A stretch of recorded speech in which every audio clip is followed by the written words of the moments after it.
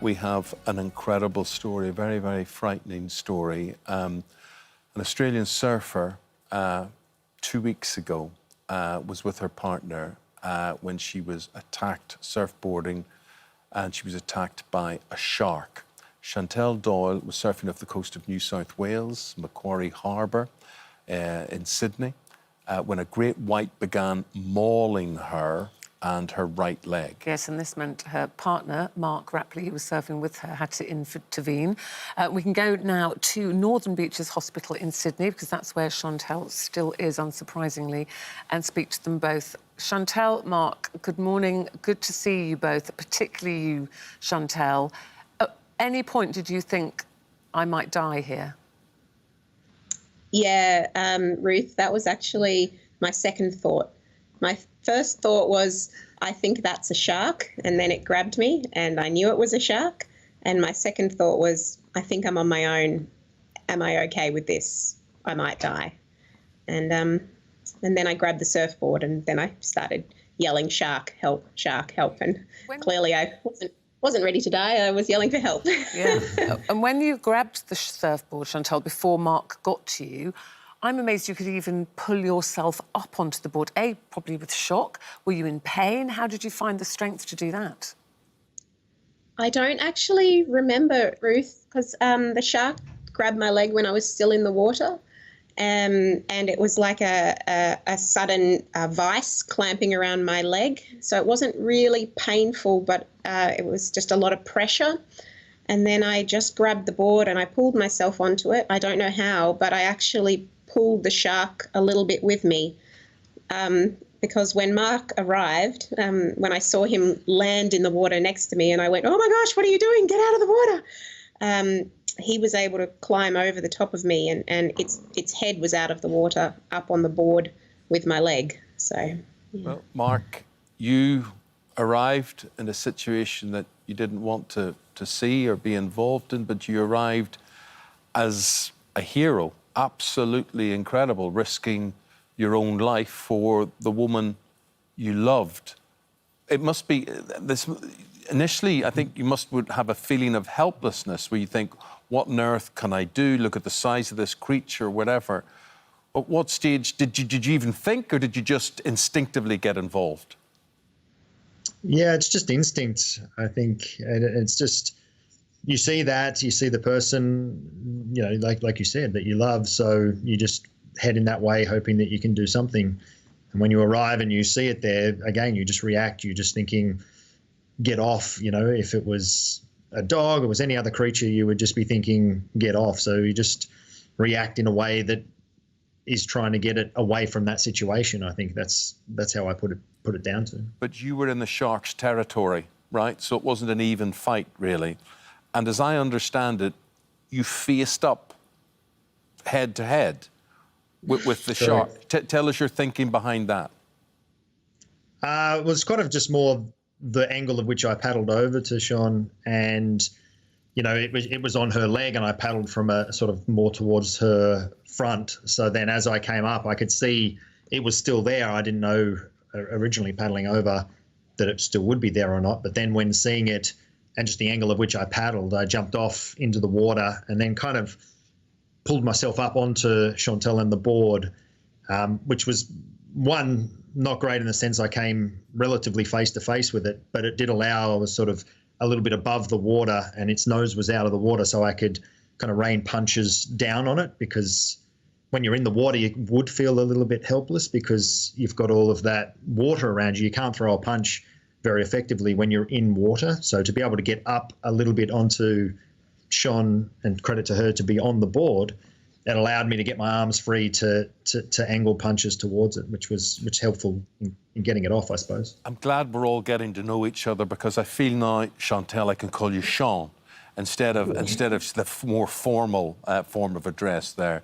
Are you okay? Are you okay? Because you've got what they term in medical terms as life-changing injuries. Yeah. So below my knee, the shark, I have damage to my knee, damage to my calf, muscle, tendon, bone, cartilage, and nerves. But but not my arteries. So that's, would have been very different if it was my arteries.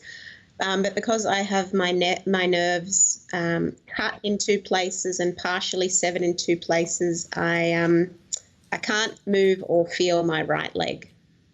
They say it'll take maybe 300 to 400 days for my nerves to regrow, and then we will know what will happen with my leg. And just going back, Mark, once you'd got the shark off, raining it, punches down in it, you then had to get Chantelle back to shore. I mean, I'm presuming at this point she's bleeding very badly, and it's just the 2 of you on the board. What did you do? Once it disappeared, I dropped back into the water to be up close to her at sort of eye level, and I noticed that her board was upside down, and you can't paddle a surfboard upside down.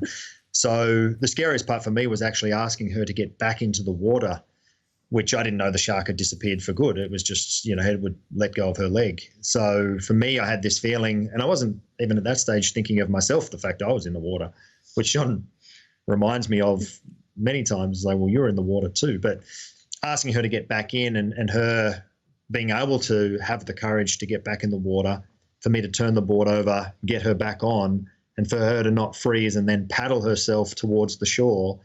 And 2 other surfers paddled over as well. Like, unfortunately, I've been given this kind of label of a hero, but they paddled over and they were right next to Chantelle when she started paddling, and I was sort of behind, helping her, sort of pushing her onto a few waves.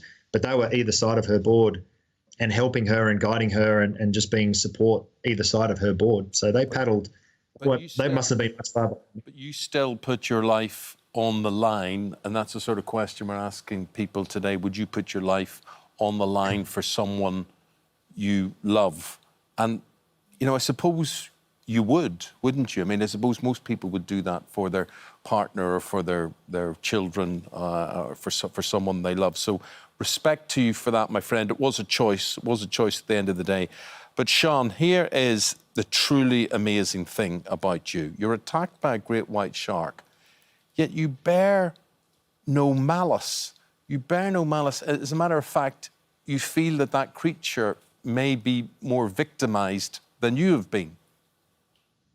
Yeah, Eamonn, that's right. I'm an environmental scientist, and our oceans are our lifeblood, right, around the world. And a healthy ocean with lots of marine life and lots of fish means that we need sharks. Like, sharks are actually very important for having a healthy ocean. So I just wanted to take this opportunity to say it's actually a good sign of a healthy ocean that we have sharks. So we did set up a fundraising campaign with a marine conservation foundation that's been around since the 1950s. And they were integral to starting the Great Barrier Reef Protection Program. And these are things that we all take for granted now, right? Having this amazing reef. But it takes brave people doing very small little gestures every day to amount to a really healthy, diverse world. And that's what we want, even if my legs... Do the 2 of you, maybe now that you've come through this, appreciate each other that bit more, take less for granted? Yeah. I think so. Yeah, I think it's sad that these things have to happen, but, there's positives in all of it. One, we get to, talk to people like yourselves and get a small message across the world that this is not such a problem because there's a positive out of it. As Chantelle said, there's the healthy oceans piece. But, I definitely feel grateful that we're still here as a family. We've got each other. So I feel good about that. Very, very lucky to still be there. Chantelle, we know it's a long road of recovery ahead of you. We wish you well, and thank you so much, both of you, for talking to us today. Thank you. Thank you very much, Dee. Well done. Well done. Brilliant. Thank you. Get well soon. Thank you.